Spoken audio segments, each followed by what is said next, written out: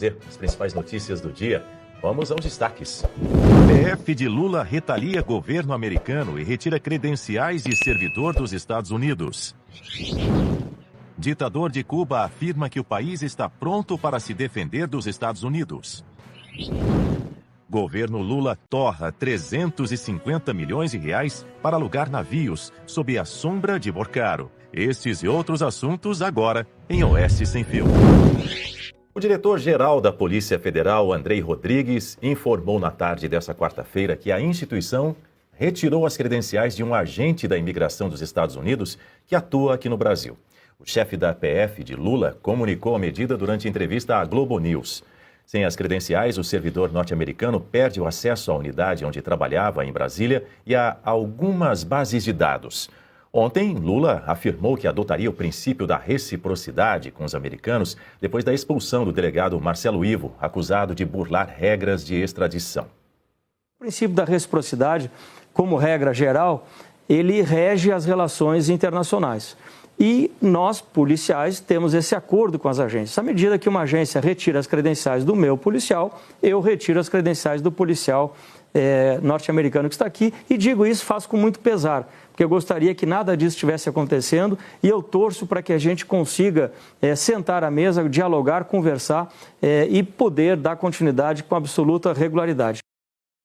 Começa ouvindo o Adalberto Piotto. Boa noite, seja muito bem-vindo, Piotto. O nome do agente ainda não foi revelado. O fato é que o Andrei Rodrigues foi enfático aí durante essa entrevista à Globo News, dizendo que trata-se sim de reciprocidade. Dani, boa noite Augusto, boa noite Marcília, Ana querida, todos que nos acompanham. Vamos lá, ele fala de reciprocidade. Ontem nós tratávamos desse tema aqui pela declaração do presidente Lula, devido à declaração do presidente Lula, e reciprocidade é algo que rege a diplomacia e também, obviamente, as relações exteriores brasileiras. Até aí, tudo bem. A questão é que essa reciprocidade é torta, porque o agente brasileiro, o delegado da Polícia Federal brasileiro, que foi expulso dos Estados Unidos, foi acusado de forma muito clara, e obviamente que devia haver muitas evidências para o governo americano ter tomado esta medida, porque ele invadiu o sistema de imigração americano e que estaria, de novo, fazendo perseguições políticas em solo americano, a partir, obviamente, de reclamações do Brasil, ou seja, de pedidos da Polícia Federal aqui no Brasil. Não se faz perseguição política nos Estados Unidos, eles não admitem isso. Ou seja, ele foi expulso dos Estados Unidos porque incorreu numa série de ilegalidades, afrontou o sistema de imigração americano, invadiu o sistema, usou de forma ilegal o sistema de imigração dos Estados Unidos. O que fez esse agente americano aqui? Nada. O governo brasileiro não informou até agora. Bom, então não tem nada. Se fez alguma coisa e o governo brasileiro não tomou nenhuma medida, então a Polícia Federal prevaricou. Mas não é este o caso. Acontece que não fez absolutamente nada. Estão usando de forma torta o conceito, sagrado conceito de você ter, obviamente, decisões parelhas entre um país e outro, a reciprocidade. Não tem absolutamente nada que pese contra esse agente americano aqui. E o governo brasileiro não assume o erro do seu delegado lá, até porque provavelmente ele estava cumprindo ordens daqui. Esse é o ponto. Ou seja, o governo Lula expõe o país nesta sanha desesperada de perseguir gente da direita que está exilada nos Estados Unidos, no caso do ex-delegado Ramagem, ex-deputado federal Ramagem, ex-chefe do Serviço de Informações do governo Bolsonaro, nessa sanha de criar uma narrativa eleitoral, porque o governo Lula está vendo as pesquisas, a popularidade do presidente está derretendo, a oposição, no caso Flávio Bolsonaro, está passando Lula também no primeiro turno, não só no segundo turno. E aí, nesse desespero, está expondo o país, desespero eleitoral do governo Lula está expondo o país ao ridículo. Novamente o país ao ridículo. Do ponto de vista diplomático, o governo Lula é pior do que um anão, é muito pior do que isso. É uma tragédia. Não bastasse se associar a todo tipo de ditadura e o que tem de pior no mundo, afrontando, obviamente, toda a lógica brasileira diplomática, agora comete essa heresia de chamar isso de reciprocidade. É uma retaliação, é uma vingança, não tem nada de reciprocidade. Até porque pesa uma série de problemas contra o delegado brasileiro e por isso ele foi expulso dos Estados Unidos e não se tem nada contra esse agente brasileiro. Não que o governo tenha demonstrado até agora, porque provavelmente não deve ter absolutamente nada. É vergonhoso. André Marcília, sua análise aí sobre essa decisão da PF de Lula de retirar as credenciais do agente dos Estados Unidos?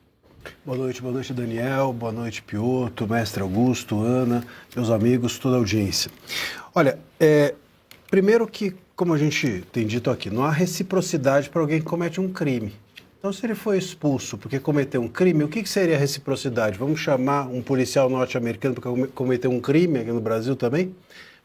Cometeu um crime lá fora, a reciprocidade, para mim, deveria ser isso. Chama um policial aqui norte-americano e fala, está liberado para cometer um crime. Tem direito a um crime, comete, aí eu te expulso. Aí é reciprocidade. Senão, não tem reciprocidade nenhuma.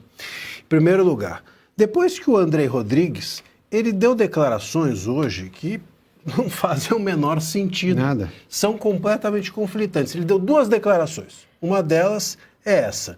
Vou usar o princípio da reciprocidade com um policial norte-americano. Ele disse que tirou as credenciais diplomáticas, ele não expulsou, mas tirou as credenciais diplomáticas de um policial aqui que estava no Brasil, dos Estados Unidos.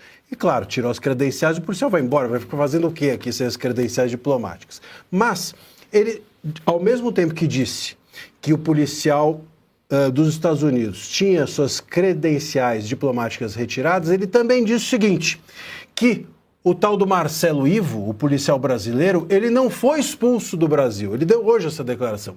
Disse ele que o Andrei, é que chamou o policial de volta. Então, se ele chamou o policial de volta e ele não foi expulso, qual é a reciprocidade? Não tem onde aplicar a reciprocidade. Não nada, Marcelo. Como é que vai ter... Veja, ele está dizendo... É um negócio de maluco.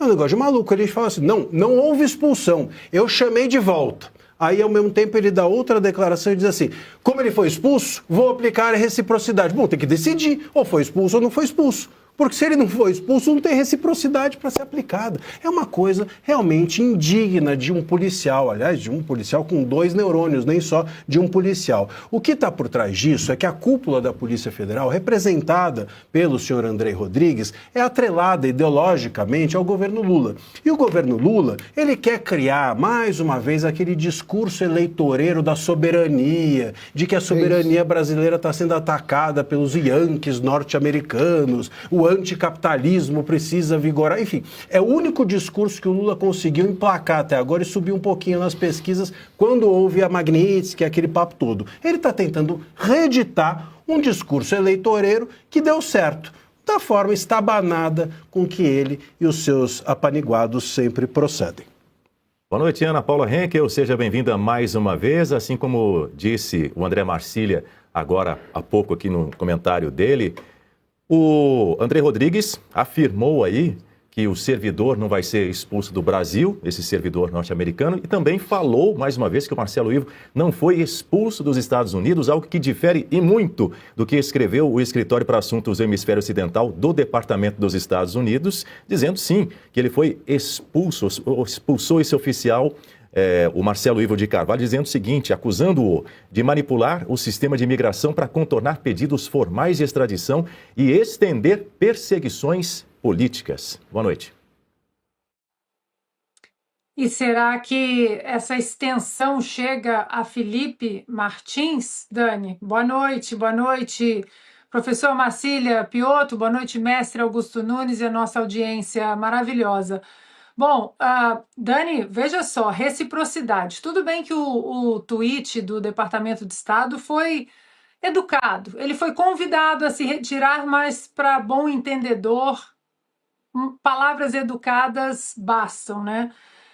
O que o Andrei precisa agora, o chefe da Polícia Federal, né, ou da polícia do Alexandre de Moraes no Brasil, precisa esclarecer é, primeiro, a mentira dele, que até agora ele não esclareceu a mentira dele na prisão do Ramagem, do Alexandre Ramagem, em relação à cooperação. Hoje a gente sabe que não houve cooperação nenhuma.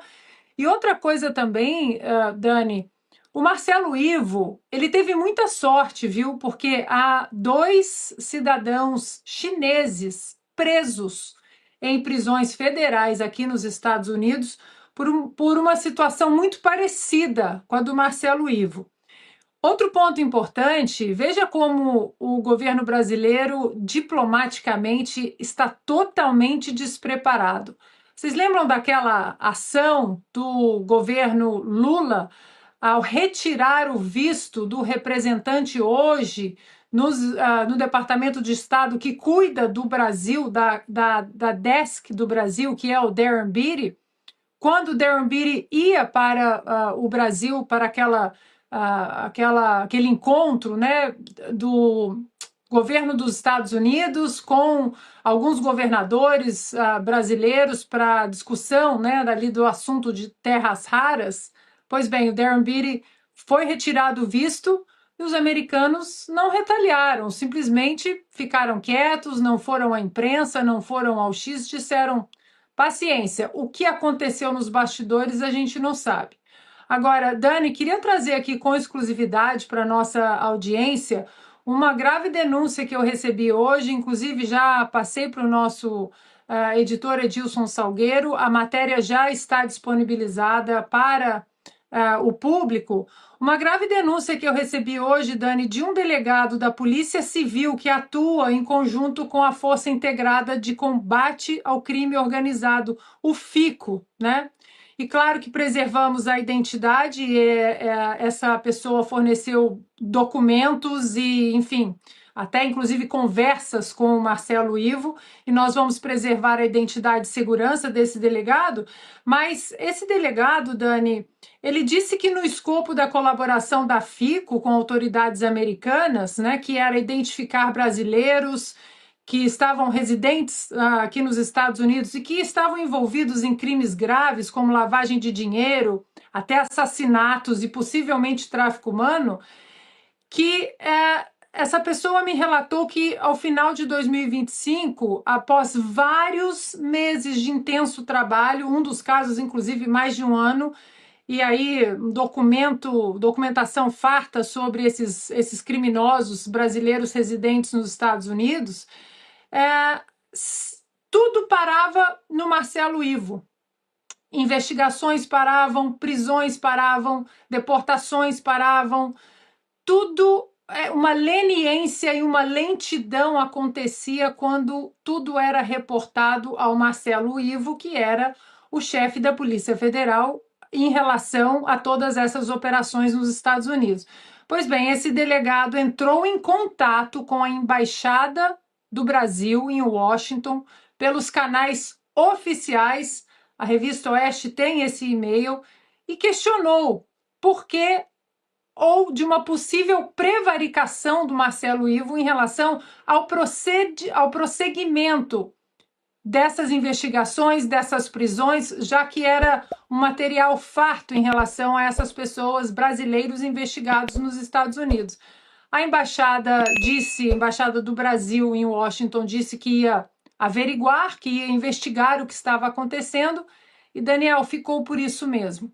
Esse delegado não foi respondido e algumas investigações foram cessadas, outras foram findas, outras simplesmente pararam no ar. Então há esse questionamento, né, diante dessa alegação desse delegado.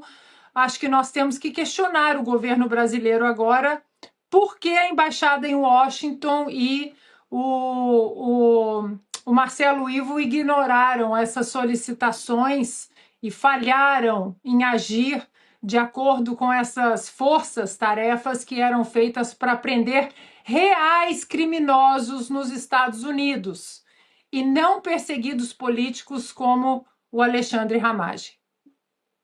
Augusto Nunes, boa noite, queremos te ouvir. Boa noite, Daniel, Piotr, Marcília, minha querida parceira Ana, estávamos com saudade. Boa noite a você que nos acompanha. Acho que foi dito praticamente tudo, né? Quer dizer, reciprocidade. Eles expulsam em resposta ao que fizeram os Estados Unidos corretamente. Ele expulsa, mas não põe para fora do Brasil um norte-americano que não fez nada. Não dá para entender. Agora, se eles querem fazer isso, por que não calcula o número de brasileiros que tiveram de voltar ao Brasil? Moravam nos Estados Unidos e não tinha documentação exigida por lei. Eles não escolhem aí um número X de americanos e mandam de volta. para os Estados Unidos. Quer dizer, o Lula faz um discurso imbecil, eles interpretam esse Andrei Rodrigues, que é o delegado, é o chefe da Polícia Federal do Supremo e do governo, a serviço, né, desses dois poderes, e envergonham, né, o Brasil. Eles não sabem o que estão fazendo. E depois manda embora, mas pode ficar, é reciprocidade, não há legislação sobre isso. É um governo perdido em tudo. Por que haveria de estar na direção correta na Polícia Federal? E o governo Lula contratou navios para a COP30 por meio de uma empresa ligada a um sócio do banqueiro Daniel Vorcaro. Ah, não. Pois é, documento da Casa Civil, Piotr, mostra que a contratação foi feita por meio da agência Embratur. A empresa responsável foi a Qualitours, que subcontratou companhias de cruzeiros para hospedar delegações. O dono da empresa, Marcelo Cohen, é apontado como sócio de Vorcaro em um hotel de luxo em Campos do Jordão. A ligação vai além. A empresa faz parte de uma holding que teve expansão com recursos ligados ao Banco Master. Em nota, a Embratur afirmou que a contratação foi feita por chamamento público e seguiu todos os critérios legais. O órgão disse ainda que não houve participação do Banco Master no processo. Segundo a Embratur, o contrato foi analisado pelo Tribunal de Contas da União, que considerou, André Marcília, a operação regular e mais vantajosa.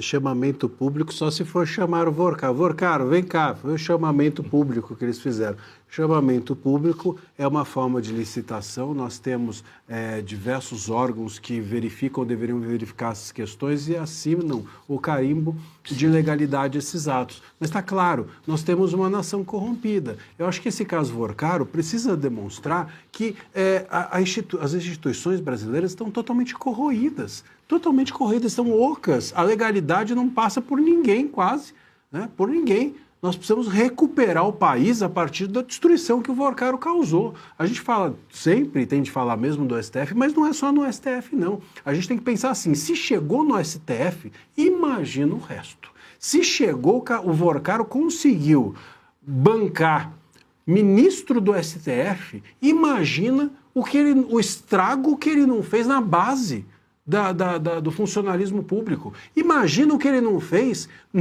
no judiciário de primeira, segunda instância e assim por diante. Imagina o que ele não fez nas licitações públicas e em todos esses cargos que deveriam cuidar do interesse público e zelar pela coisa pública. Portanto, o caso Vorcaro precisa nos levar a uma reflexão profunda de que Estado a gente tem, de que Estado a gente quer ter.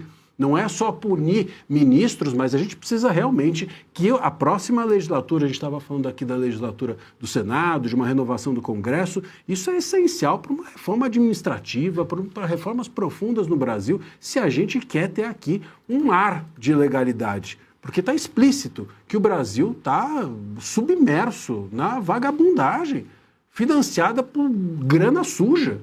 Como é que é possível a gente seguir dessa forma? É preciso realmente que nós expurguemos desse furúnculo o carnegão por completo. Muitas mensagens. Desde 2003, ocorre no Brasil pelo menos um grande escândalo por ano, um caso de corrupção de bom tamanho. O PT esteve dentro de todos. Ele participou por ação ou omissão, mas geralmente por ação mesmo. Participou de todos. O PT comprou do então PR, hoje PL, comprou o vice Zé de Alencar em 2002, numa reunião em que o preço foi de 4 milhões e meio, segundo Roberto Jefferson, que é um homem muito bem informado. Foi ele que denunciou a existência do mensalão e a coisa chegou onde chegou. Pois bem, desde então você tem 2005, o mensalão estourou. Mas antes disso, já tinha sido demitido aquele Valdomiro. Sim. Não me lembro do sobrenome do cara. Diniz. Acho que é Diniz, Augusto. Eu acho que é Diniz. Esse cara foi Foi gravada uma conversa com ele, quando ele ainda estava dirigindo as loterias do Rio, em que ele conversa com o bicheiro Carlinhos Cachoeira, e é um negócio patético, porque a certa altura ele fala baixo, assim, com voz constrangido, né? Olha, 1% é para mim. Falei, pô, o cara pediu 1%, é até modéstia, né? Agora, era 1%, vai saber sobre quanto. Esse cara, no momento em que foi divulgado o escândalo, ele era um dos principais assessores do José Dirceu, chefe da Casa Civil, e que é responsável, Valdomiro, era pelas relações com o Congresso. Olha só quem é que ele escolheu, Zé Dirceu. A partir daí, é um escândalo por ano. É na saúde, com os sanguessugas, depois vem escândalos no Congresso, no governo, em ministérios, é um negócio que não parou mais. A Dilma Rousseff, no primeiro ano do segundo mandato dela, demitiu 9 ministros por corrupção. Foi obrigada a demitir, porque era uma coisa explícita. Vocês acham que o PT ficaria fora do maior escândalo financeiro? É claro que na campanha vai explodir um monte de coisas para cima deles, começando pelo Supremo. São ministros que participam da cúpula, do consórcio formado pelo PT e pelo Supremo, sim, que manda no Brasil. E você tem a participação de gente da confiança total do Lula. O Lula aparecem nas conversas com o Vorcaro, aparecem ex-ministros do Lula, amigos do Lula, o próprio Lula recebendo Vorcaro fora da agenda, etc, etc. Claro que isso aí vai cair na cabeça do PT. Todos os escândalos são associados ao PT. É impossível você ficar junto com o Lula um mês sem que você se torne ou testemunha de algum crime ou comparsa. Augusto, e reforçando, ilustrando o que você disse, a gente está vendo aqui na tarde, inclusive, o contrato foi feito via Embratur. Aí a gente vai ver quem era o presidente da Embratur durante a COP30. Marcelo Freixo. Pronto. Petista. Defende a libertação de todos os presos. No noticiário internacional, eu vou ouvir a Ana Paula Henkel agora sobre esse assunto, porque o ditador de Cuba, Miguel Díaz-Canel, declarou que o país não busca guerra, mas tem responsabilidade de se proteger diante de ameaças. O líder do regime afirmou que há sinais de possível intervenção militar dos Estados Unidos e diz que isso serve para intimidar a população cubana. A fala acontece em meio ao aumento de sanções dos Estados Unidos e pressões do presidente Donald Trump. O governo cubano também destacou apoio internacional, com menção ao Brasil e ao governo de Luiz Inácio Lula da Silva. Ana Paula Henkel, ele fala em ameaça externa, né? mas não cita absolutamente em nenhum momento a pressão interna ali sobre a população, sobre o regime, né? Sobre essa ditadura. Exato, Dani. Inclusive mostramos no De Leste a Oeste há mais ou menos umas 2 semanas o apagão generalizado em Cuba. As pessoas não têm o que comer, as pessoas não conseguem carregar seus celulares, as pessoas não têm eletricidade, e tudo isso enquanto os hotéis 5 estrelas ou os estabelecimentos onde os oficiais do regime cubano se encontram, todos com eletricidade, todos funcionando normalmente. Agora, o ditador fala em intimidar a população é o que eles estão fazendo. Daniel, não é nem nenhuma leitura especial sobre o cenário nas Américas, sobre o que Donald Trump pensa em relação a Cuba. Principalmente porque o secretário de Estado, né, o que está à frente do Departamento de Estado, Marco Rubio, é um filho de imigrantes cubanos, conhece muito bem não apenas o regime cubano. Os pais migraram para os Estados Unidos ainda na época do Fidel Castro, então ele conhece muito bem, não apenas a história, mas Marco Rubio conhece muito o Foro de São Paulo. as operações do Foro de São Paulo nas Américas. E aí a gente volta, Daniel, e também explicamos isso em vários programas de leste a oeste, da doutrina Monroe do Donald Trump, de trazer a doutrina Monroe para as Américas de novo, ou seja, isolar aqueles agentes que podem e estão ajudando as ditaduras, a Venezuela, Cuba, como a Rússia, como a China. Então foi uma jogada muito estratégica do presidente americano, Daniel, de primeiro pegar a Venezuela, isolar a Venezuela, sufocar também as artérias econômicas da Venezuela pelo petróleo. Assim, ele consegue tirar os russos, um pouco dos russos, do hemisfério ocidental, e agora Cuba começa a ficar também isolada, sem essa ajuda venezuelana.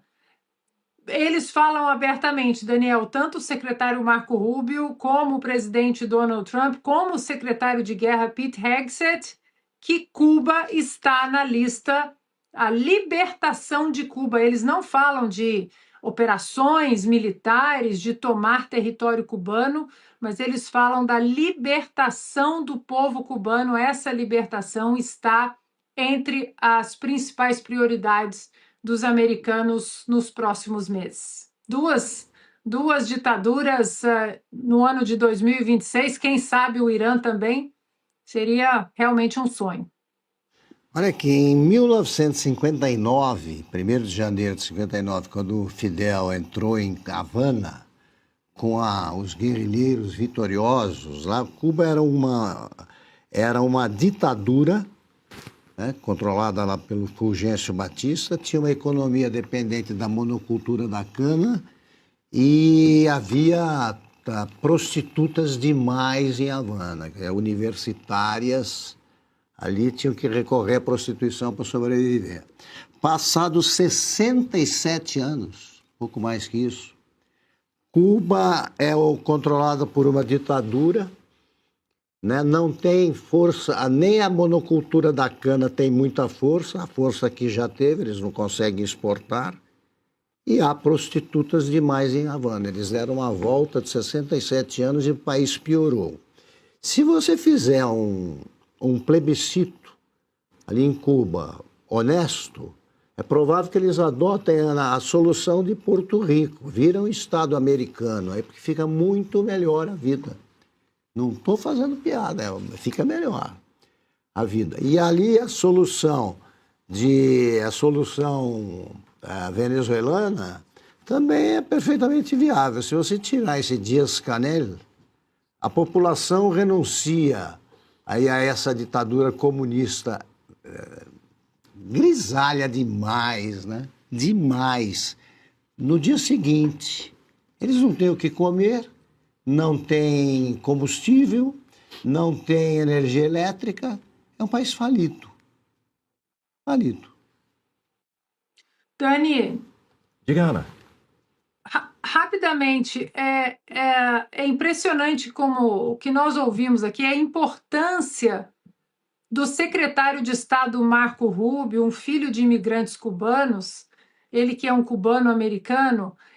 Eu ouvi já ao longo dos últimos meses, por alguns congressistas americanos, que Marco Rubio, eu ouvi, abro aspas, porque foi literalmente assim que eu ouvi, nós estamos sendo educados pelo secretário de Estado Marco Rubio sobre o que é o Foro de São Paulo. Muitos congressistas, Daniel e amigos, eles não tinham ideia do que era o Foro de São Paulo. Eles sabiam de Fidel Castro, da ditadura cubana, do embargo, de Venezuela, de Nicolás Maduro.